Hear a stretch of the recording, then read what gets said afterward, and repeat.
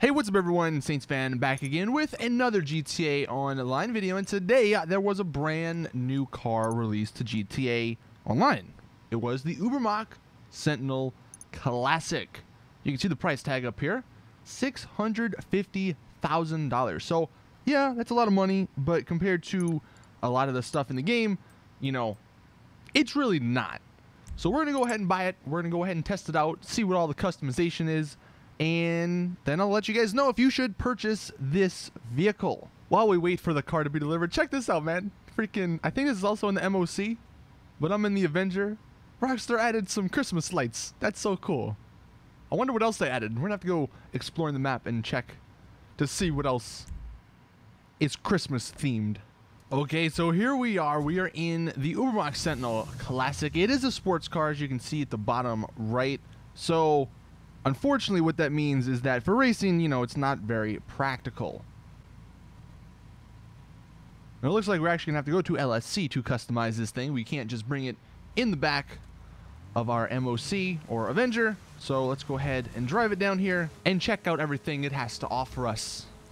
All right, so like normal, we have all the regular stuff, armor, brakes. Now for bumpers, I'm not going to be going through specifically, you know, everyone, but there are quite a few options. For rear, we have quite a few options as well. For the chassis, we have a few different options for the interior part.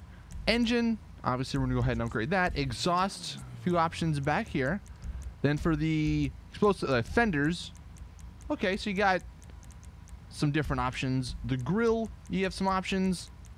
So this is basically, it's like a mini Benny's car. Hood, bunch of options, and apparently there's some really cool liveries, which we'll get to probably right now. So, whoa, we have the freaking rust. I don't know if I'd make this a rusty car. It is based off of the old school BMW E30 or M3 E30, which is a classic. So if you love that car, then I'm sure you're going to be buying this. This is a Rockstar Games logo. That's interesting. But you can see the heck is that. But yeah, some different looking liveries compared to I think what we normally seen in the game, but I like them. Then we have respray. So this does have a trim color, as you saw. The primary is pretty much everything. The secondary is just that part, like the strip. Although I think there are a lot of secondary parts that you can add on with customization, and then trim obviously is the inside. Then we have the roof, which gives you quite a few options. Oh god, so you can actually put stuff up there too. Don't know if I like that, but if you like that, then there you go. Skirt, some more options. A lot of the sticker bomb stuff don't really like that, but I guess some people do. Bunch of spoilers, 19 different spoilers. Suspension, transmission, that's all the same. Wheels and windows. Okay, so customization, I would give this an A. It's not a Benny's car, but it's like one notch under it. So I'm gonna go ahead and customize this thing out, and we'll go drive it around and see if it is worth the money. Alright, so what we're going to do first, before we actually test this thing out by driving it, we're going to put it to the test against the Fudo. Because the Fudo is somewhat of like the old school car. And I just completely messed that up. But off the bat, it looks like it's a little bit faster. Both of these cars are fully upgraded. Now, like I said, you're not buying this for racing. You're not buying this to impress anyone, although the Fudo is catching up. So this may have the better acceleration, but it looks like the Fudo does have the better top speed. I'll have to do another test because I did kind of mess up that start. And I don't know if you guys can see this in the gameplay, but it is super frame ratey, and I don't know why, because my frames are at like 100 right now. So I don't know. The last update broke something with my game. But we're going to try this again, and hopefully we get a better result. So we get to start. Like I said, this thing has much better acceleration. We'll see if it's a four-wheel drive car once we get to the other side. This is a pretty big gap, but he should end up making that up with that top speed.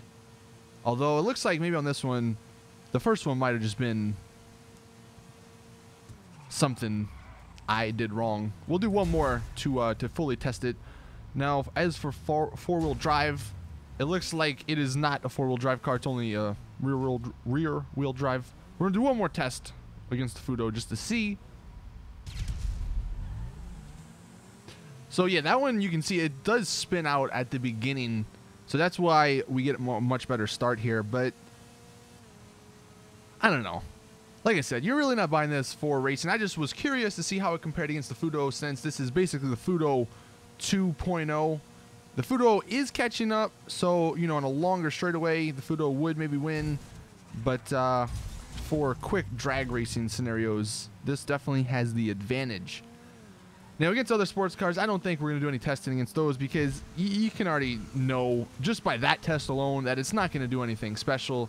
What I'm going to go ahead and do now is drive it around, test that out, maybe even stance it, because I know a lot of people are going to be stancing this vehicle when they get it, and then I'll give you guys my review. Okay, so I have stanced my car after shooting it a bunch, and we're going to test and see out the handling with it being stanced, because I feel like that's what a lot of people are going to be buying this car for. And ultimately, that's what, you know, you want to see how it handles. Like, does it drift really well? Can it, can you control it and all that? So, yeah, hopefully we can do a little testing. Now, look, you guys know I'm not the best driver. I feel like I'm just, you know, your casual GTA driver when it comes to driving cars. I'm not a pro at anything. So, that's sort of what we're going to be doing. And we're probably going to be hitting a lot of light poles, like you just saw. So I'm gonna go drive this around for a couple minutes, and then come back with my initial thoughts. Okay, so one thing that just driving around for literally like a minute and a half or 2 minutes now, I can say, as I just crashed into a tree, it's not as slidey as I thought it would be, even with the stanced like the tires. So and that usually makes cars very slippery, very slidey, but this thing's handling, I guess its traction, is almost too good.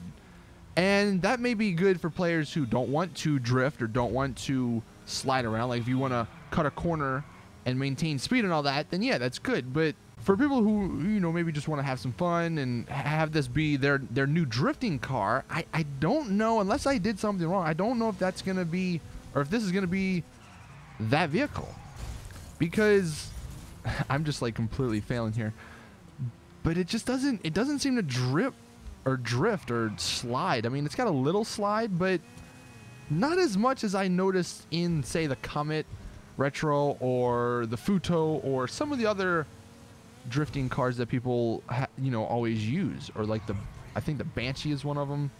But you can see it doesn't really, I mean, it somewhat slides, but it's not like as much as I thought it would be. So I guess that's kind of disappointing, at least for me. That might, you know, that might not matter to you, but that's something. It's got like very good control, even with the stanced car, and usually that's not the case.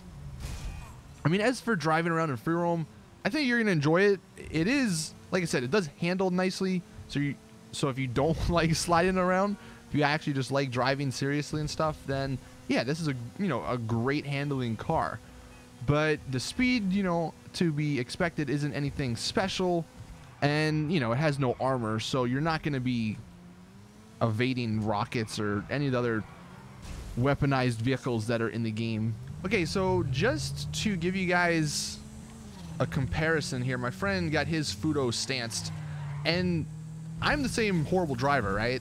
But watch how much more this thing sort of drifts and slides when we go into a turn. Like, I mean, you can just see going over bumps. You see that slide? Like, yeah, I'm not a good driver, so I don't know how to control it, but the Fudo is much better for drifting if you were looking for a car that does that. So that kind of is the really unfortunate part about the Sentinel 3 or the Sentinel Classic that they just added to the game. I mean, going around this corner, you can see I'm a horrible freaking driver, but even I can drift a car that's stanced. It's so easy. But in the other one, it's almost got too much traction, too much grip, that you don't get that. So anyway, just thought I'd show you guys a little comparison with the Fudo, me driving the Fudo compared to my Sentinel Classic back there. I would say, though, I guess final thoughts on this vehicle. For $650,000, if you like collecting cars, it's a buy. If you wanted a true BMW in the game, it's a buy. That's why it's a buy for me. I love BMW, and the freaking, you know, the E30, like, I'm totally totally for this being in the game. And I mean, it's almost a spot-on replica. Like, I don't know what exactly they changed, but it looks pretty damn good. If you're buying this car, though, or if you're wanting a new car that is a new drifting car, this may not be it. If you're buying a car that you want to race in, this is definitely not it. It's not a racing car. I think it may be on par with like sport classics, but obviously this is a sports car, so it's not in that category.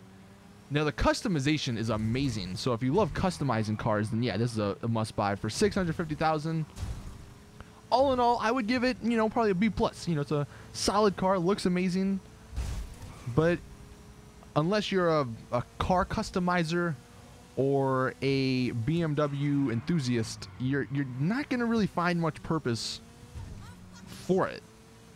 I mean, ultimately, look, that sort of stuff is subjective, but just, you know, for me driving it around, the handling is not as fun as I wanted it to be, and that's sort of disappointing.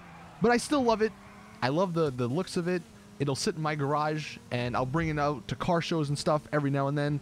And, you know, I love customizing cars, so I may buy another one to make another version, because all the cars in the game that have tons of customization, I think I have like 2 of. So I love it for that reason, and it's not that much money. $650,000. That's relatively cheap. But anyway, that is my thoughts, and hopefully I answered the question of should you buy it. If you have any of your own thoughts or comments or remarks, leave them in the comment section. Thank you all for watching, though. Please drop the video a like if you did enjoy. Subscribe for more awesome GTA content, and as always, I'll see you guys in the next one.